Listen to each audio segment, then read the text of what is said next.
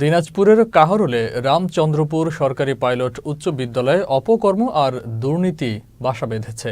দিনাজপুরের কাহরোল উপজেলার রামচন্দ্রপুর সরকারি পাইলট উচ্চ বিদ্যালয়ের প্রধান শিক্ষক মোহাম্মদ শাহ নেওয়াজের বিরুদ্ধে দুর্নীতির অভিযোগ উঠেছে। শিক্ষার্থীরা জানায়, ১৯৫৮ সালে স্কুলটি স্থাপিত হওয়ার পর স্বাভাবিকভাবে পরিচালিত হয়ে আসছিল। উপজেলা আওয়ামী লীগ নেতা হওয়ার সুবাদে শিক্ষাগত যোগ্যতা ছাড়াই ২০১৩ সালে প্রধান শিক্ষক হিসেবে মোহাম্মদ শাহ নেওয়াজ যোগদান করেন।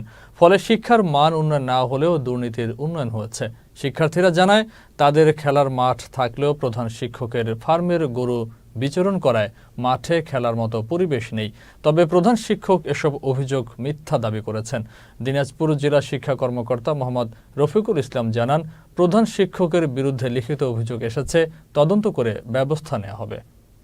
বাথরুমে এত ময়লা আবর্জনা যে পরিষ্কার করা হয়, বাথরুমের মধ্যে আপনার গন্ধে আর কি ঢুকা যায় না, বাথরুমে পানি নেই। স্কুল চলাকালীন সময়ে প্রচুর গরু দেখা যায়, যার কারণে আমাদের খেলা ব্যাঘাত ঘটে। আর না হলেও ছুটির সময় গরু দেখা যায়, যার কারণে আমাদের মাঠ অপরিষ্কার থাকে।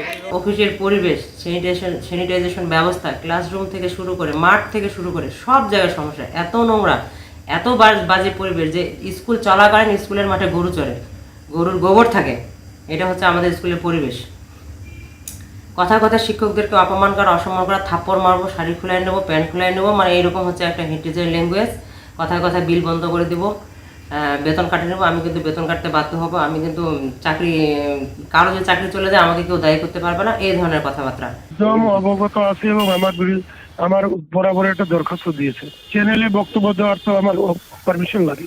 আপনি আমার ভাই, দিনাজপুরের মানুষ, এটা আমার সমস্যা আছে। কোনো ভিডিও ফুটেজ দেওয়ার ব্যাপারে ডিপার্টমেন্টের পারমিশন দেওয়া যাবে।